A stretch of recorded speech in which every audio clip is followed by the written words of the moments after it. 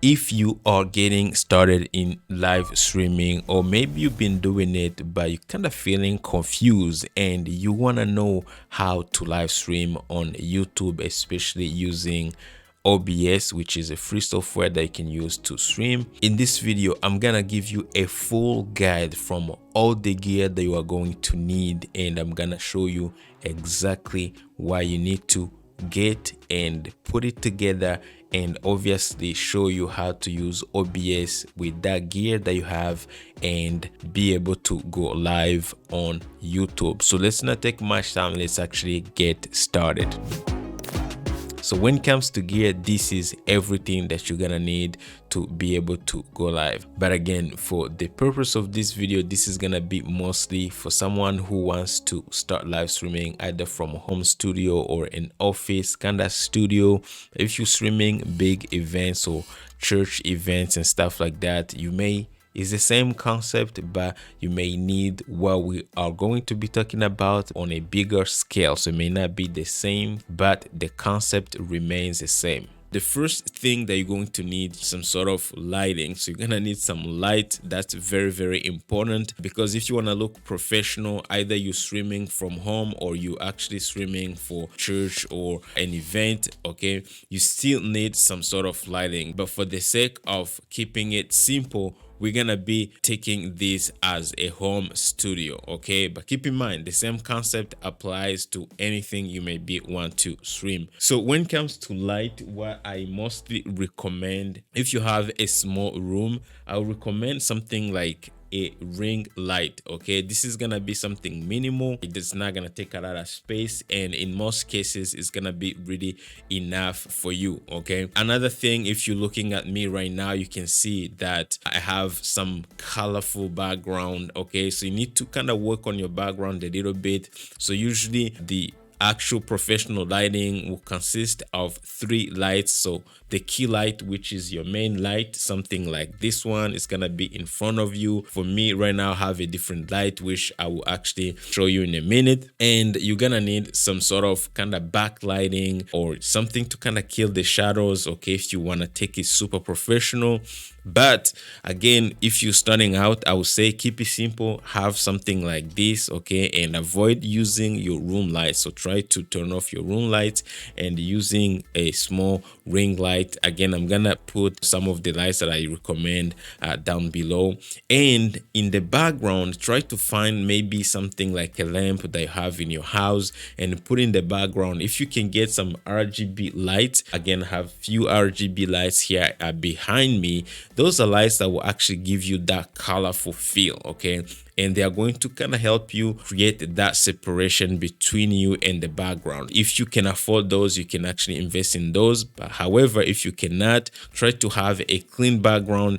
Do a little bit of decoration. Maybe it could be in your living room, it could be in your spare bedroom. Just make sure it's kind of clean. Put something there. It could be your lamp that you already use maybe at home, or again, if you can afford the RGB lights, I'm gonna link those down below as well if you're interested, and that's gonna introduce a little bit of color as well for your background. That should do it for the most part when it comes to lighting. Now, if you have a bigger space, a space that can contain something a little bigger, I have a light that I use. It's called the Godox SL60W. That's another light that I will actually recommend to use. It comes with the soft box and it's gonna create this even lighting on your face, and that's called the key light, which is your main light that's gonna be kind of in front of you, something about 45 degrees, kind of on the top a little bit, and kind of making that 45 degrees in front of you. So again, depending on your space, if you have a small space, I want to recommend a huge soft box because it's gonna be too huge.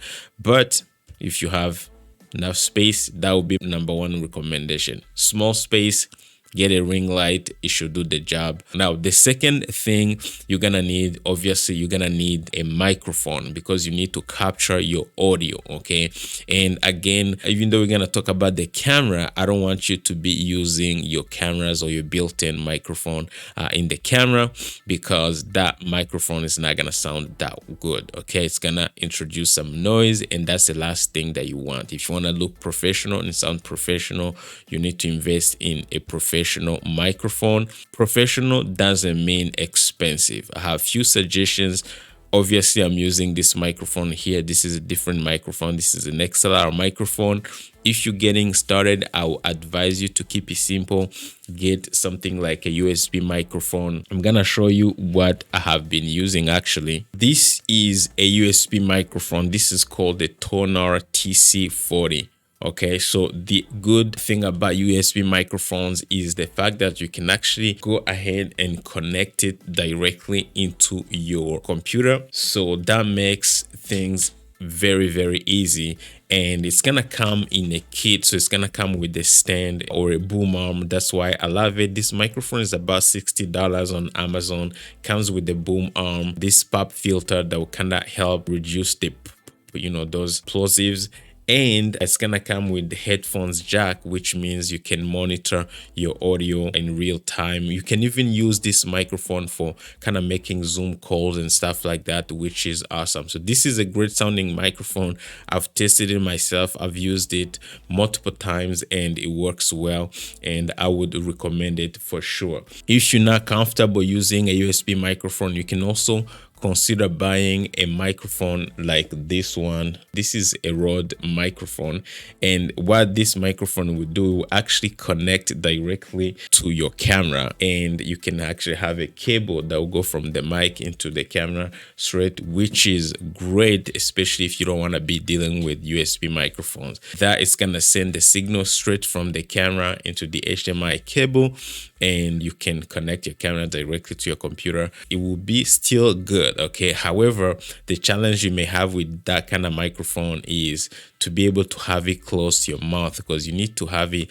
as close as possible to get the best sound. So that's why I'm always suggesting people to get a USB microphone, especially if you're starting out and you don't understand audio that much. Let's say if you have a budget, you can invest in microphones like this one.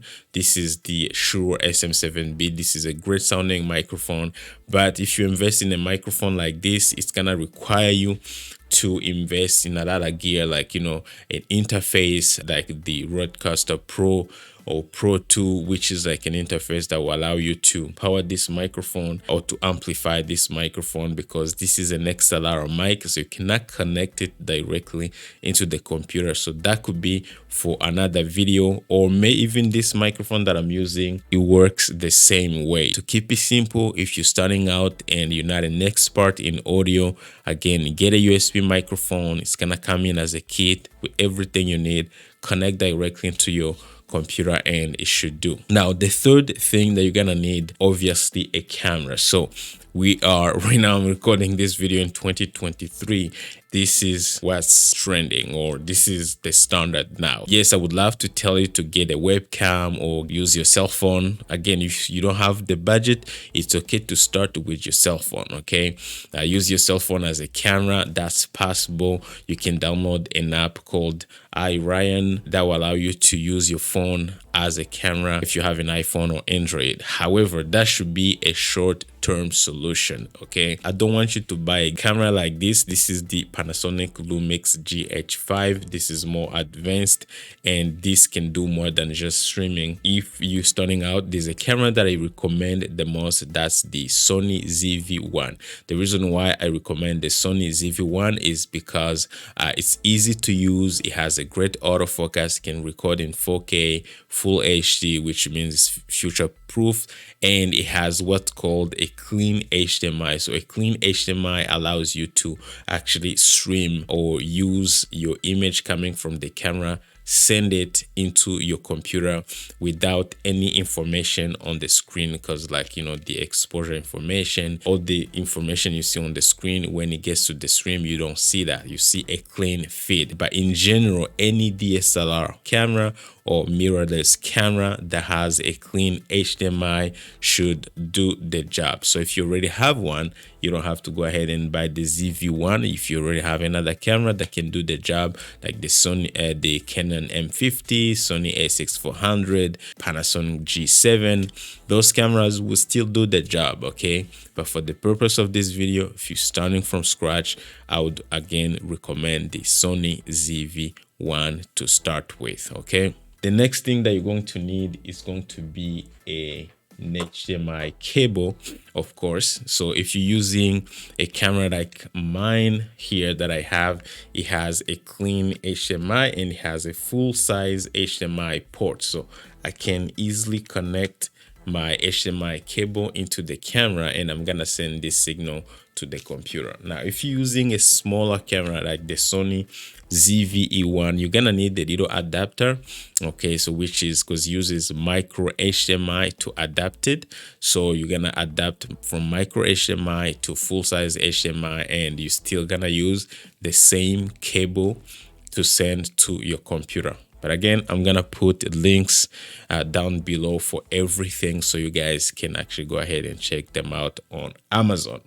The next thing that you're gonna need what's called a capture card. Okay, so what a capture card does, as you can see, this is one side USB and another side is HDMI. Okay, so what it does is it's gonna convert your HDMI signal into USB, because you cannot connect directly HDMI camera into your computer. So this is gonna allow you to convert that HDMI signal coming from your camera into USB, and then you can actually connect that into your computer using a USB port. So at this point now you have, assuming obviously you have a computer or a laptop, you have your camera, you have your microphone, and you have your lights. And actually with this, with your capture card, you are able to connect everything to your computer. And you could actually use even this setup to do things like Zoom calls and stuff like that. The next thing you're going to need, obviously you're gonna need some accessories for your camera, something like a tripod. This is a monopod that I use sometimes, okay?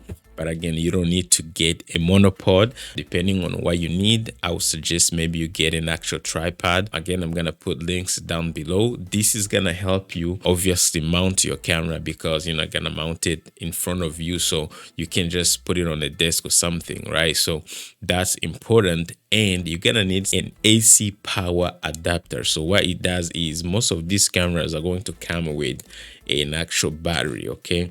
But if you are live streaming for 2 hours, you don't want to have the battery kind of die on you. So by getting an AC power adapter, that's going to allow you to connect your camera directly into power. So that's gonna give you unlimited power, okay? So that's a very, very important accessory that you need to get, and it's gonna be linked down below for sure, depending on what you need. If you need some sort of recording at some point, maybe you may need your camera to record.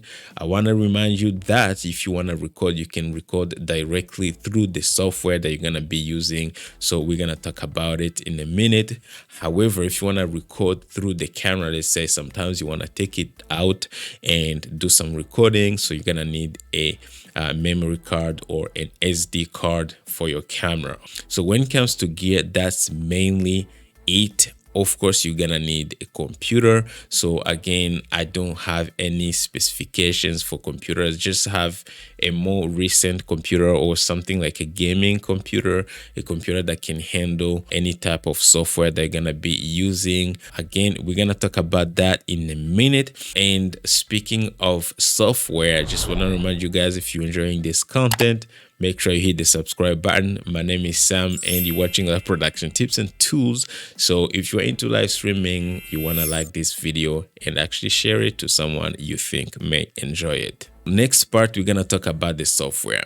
Mainly when it comes to software, I'll give you two options. The option one, which is gonna be the one that I'm gonna be demoing today, is gonna be OBS, which is a free software that you can actually download and install into your computer and start using it. Now, I have to talk about the reason why I have to give you another option. If you're gonna be just going straight live, you're not inviting guests or having remote guests and stuff like that, OBS is gonna take you a little bit of time to learn, but don't worry, because I'm gonna show you how to use it, and actually we're gonna go live. Once you understand how it works, it's an easy to use software. Okay, another software that I recommend is a software or a platform called EVMax or StreamYard. Either way, EVMax or StreamYard, they will work. There's so many other choices out there, but personally I've tested those two and I would recommend them. So let's say you're gonna be having guests on your shows. These two software are going to make it so easy because you can simply send them a link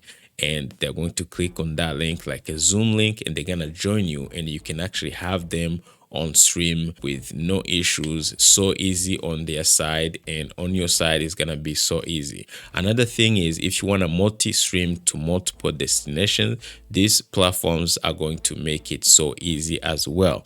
Another cool thing about these two software, EVMax or StreamYard, is they don't require you to have a powerful computer because they use Google Chrome to function, so you won't need to install them into your computer. It's just a platform. You create an account, you log in, and you go live. So while for OBS you kind of have to install it into your computer. Now the big catch here is with OBS, it's gonna be free and you're gonna need a powerful computer. And for other streaming software, StreamYard, EVMax, or any other software that uses Chrome browser, what you don't need a super powerful computer, easy to use, easy to bring in guests and stuff like that, easy to multi-stream if you want to multi-stream to multiple destinations. However, you're gonna have to pay for those software. They're not free. Okay, that's the biggest difference.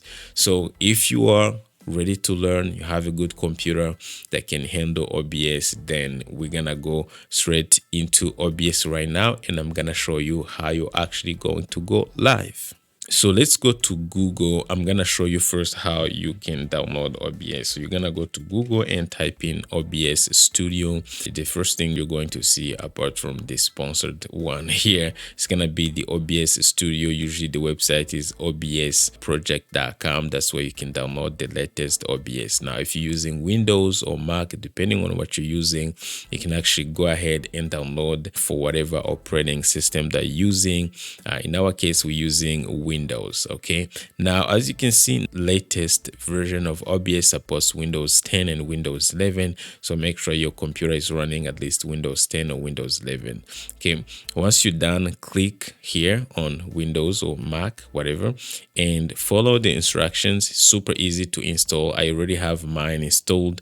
Okay, but it's just going to install it, no problem. Another thing that I forgot to mention that you're gonna need, you are going to have a good internet connection. That's the key, because you cannot live stream without an internet connection. And I would recommend you don't use Wi-Fi. Try to use a cable, an actual cable, and connect it directly from your router into your computer, or from an Ethernet switch or anything, but it's gotta be hardwired in, because if not, Wi-Fi is not reliable. So don't try to stream over Wi-Fi. Okay, so now that we have OBS installed, the first time you open it, it's gonna look like this. Obviously I have few scenes that I've created here, but I will actually ask you to ignore this, because this is what you're gonna see when you open OBS for the first time. So the first thing you need to do is you're gonna go ahead and go to scene here where it says scene, and we're going to add our first scene. Okay, that's like our main scene, kind of. We're gonna call it main scene. Let's just call it main. Okay, and I'm gonna hit OK. Now the scene, this scene is going to be a composition of sources. Okay, mostly sources are going to be your camera, your microphone, and if you have some music in the background, it could be that. If you have some pictures you want to show on the stream, it's gonna be that. But for the sake of this video, we're gonna keep it simple. So we're gonna be connecting our camera and our microphone. Okay, so the next thing that you need to do is you're gonna go to click to that scene, and we're gonna go to sources, and we're gonna hit plus, and we are going to add first a camera. Okay, so now for your camera, because it's gonna be connected through USB or through a capture card, what you need to do is you're gonna go ahead and choose video capture device. Okay, to add your camera, and you can name it, let's say name it camera, and hit OK. and we're gonna go ahead and look for your camera. Okay, so usually you have a list of all the cameras that you have connected. This is all my inputs connected right now, but in your case maybe it will show up as a capture device or something. So depending on the capture card that you're using, that's kind of how it's gonna show up here. Okay, for me, I have Blackmagic Design, which is my A10 mini. That's the one we're gonna be using. I can go ahead and choose my Streamlabs virtual camera here, and I'm gonna go here and actually enable it. All right, so this is a sample of my camera. Again, for you it may be something else, but this is me capturing myself right now. Again, I repeat, in your case it could be something else depending on the capture card that you're using. It could be a cam link, it could be the name of your capture card, it could be capture device or something else. All right, so it's gonna show up here for sure. Okay, and then the next thing you have to do for resolution, again, usually it would just capture the default resolution, but you can go ahead and actually go to custom. You can change it if you want to 1920 by 1080p, which is full HD. Okay, and frames per second, you can just keep it that way. You don't have to do anything. All this stuff here, you don't have to do anything here. You can just use the way it is and hit OK. So now we have my camera into OBS. The next thing we have to do is we need to bring in our microphone, because right now if I was going to go live, there will be no audio. Okay, so what we need to do is we need to go to the plus sign again, go to audio input capture. Okay, and we can call this microphone. Okay, and then we hit OK. Okay, and you need to look for your microphone. So in your case, again, depending on the type of microphone you're using, if you're using the microphone connected to your camera, it's going to show up through your capture card. So it's going to be the same device that you used as a capture card. If you're using a USB microphone, it's going to be a separate microphone. For example, if you're using the Tonor TC40, which is the microphone that I showed you earlier, it's going to show up as Tonor TC40. All right, in my case, I have my A10 mini connected as a microphone as well, so that could be another microphone that I use. I have my Vocaster interface, which is this one right here, but you can see I have a lot of options here, but I'm gonna go ahead and get microphone Blackmagic Design. All right, so I just added a little bit of volume, so now it's working because the volume was at 0, and as you can see, I have a signal right now coming from my microphone. So that's how you would add a USB microphone, and boom. So once we have the audio, we have our mic, we have our lights, obviously, so the whole setup, the camera is connected to the computer, you have your light and you're looking good on camera,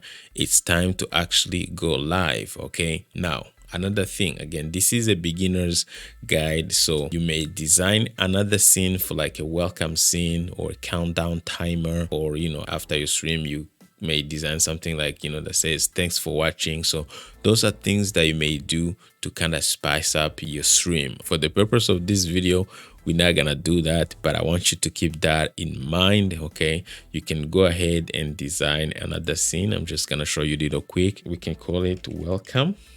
Okay, and then on this scene, what we can do is we can go ahead and look for an image. Okay, so let's say it's called this image welcome.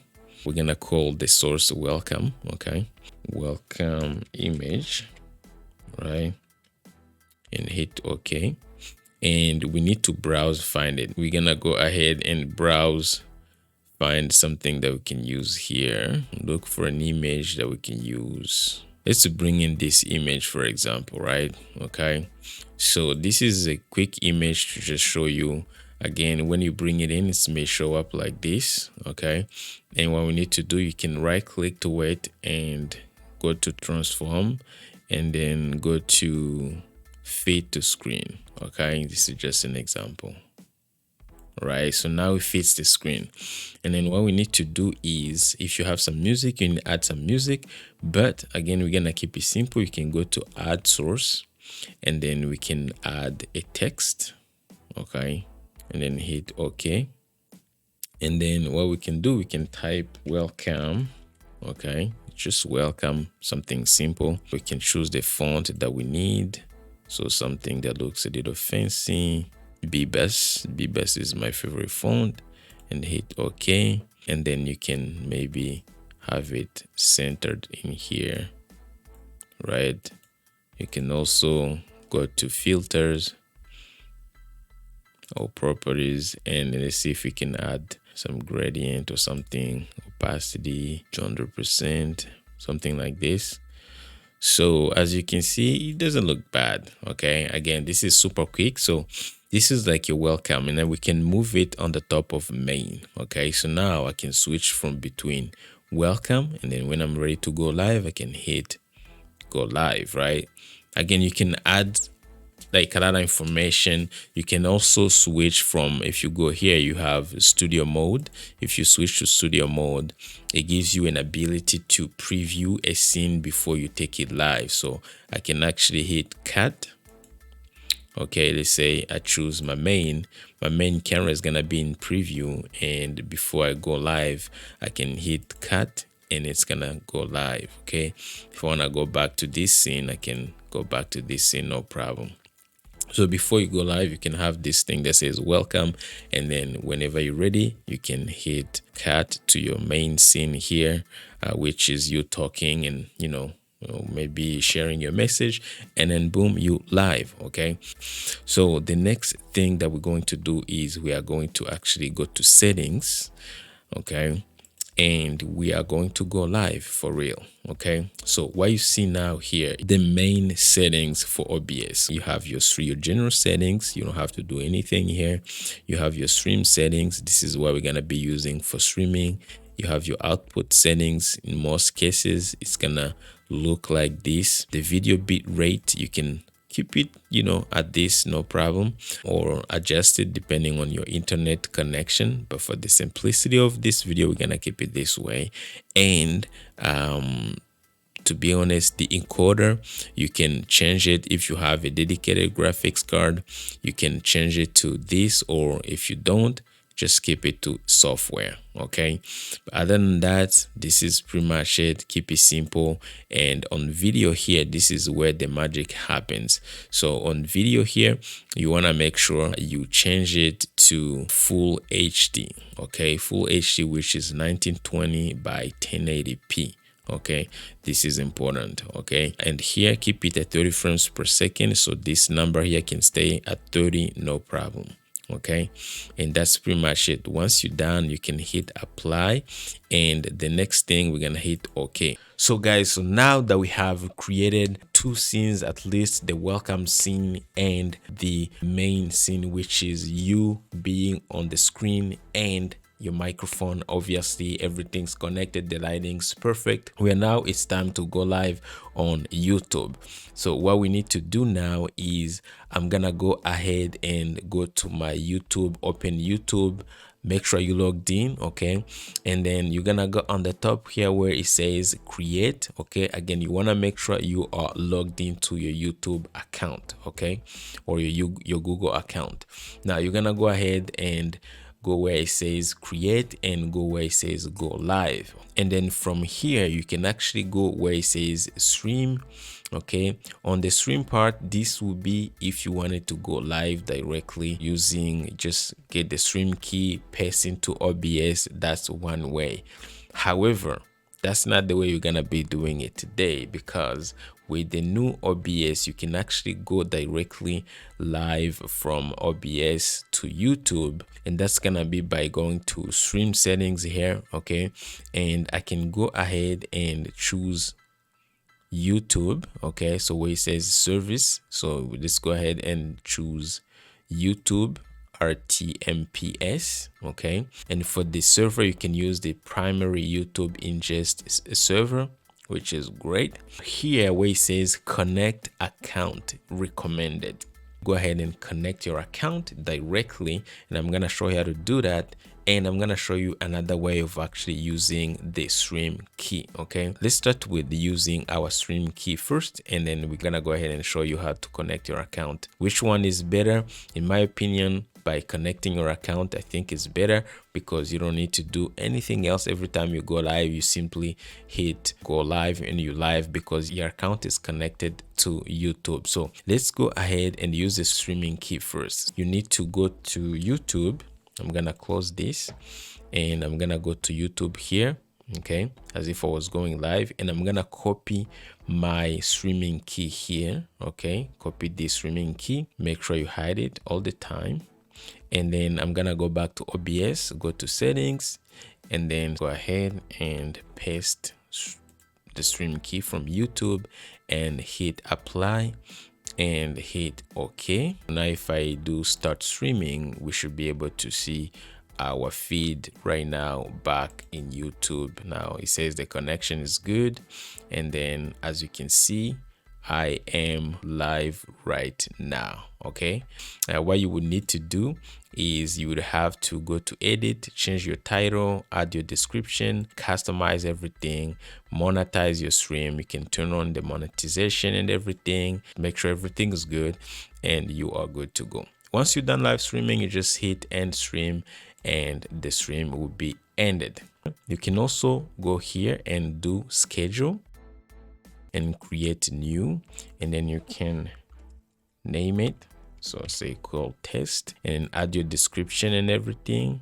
Okay, monetization, you can monetize it, that's up to you. Now customization, look, through all the settings. For now, we're gonna make it unlisted. This one is kind of scheduled, so you can schedule it to any time that you want to go live. If you want to go tomorrow or after tomorrow, it's up to you. Now what you need to do is the same concept. If you live streaming right now, I'm live streaming. Okay, it's getting the signal from OBS because we did not disconnect it, but I can go to OBS, hit stop streaming. Okay, but this one is not public, which is good. And what I would do here is I will go back to settings.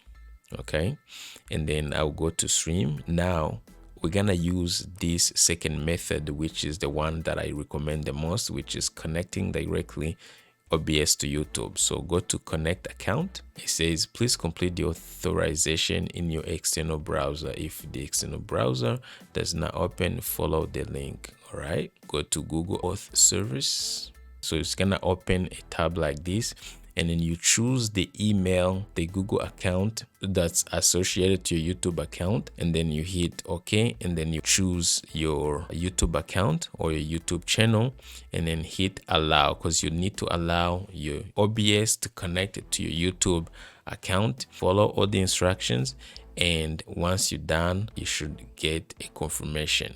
This is it, guys. As you can see, you can go live, no problem, and you're gonna be able to stream your message and impact more people.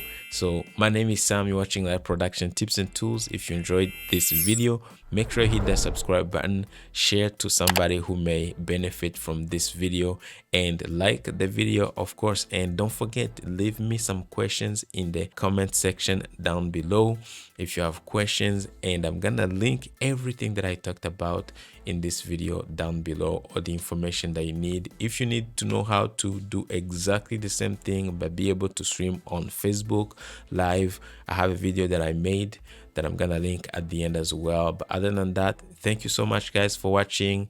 I'll see you on my next video. Take care.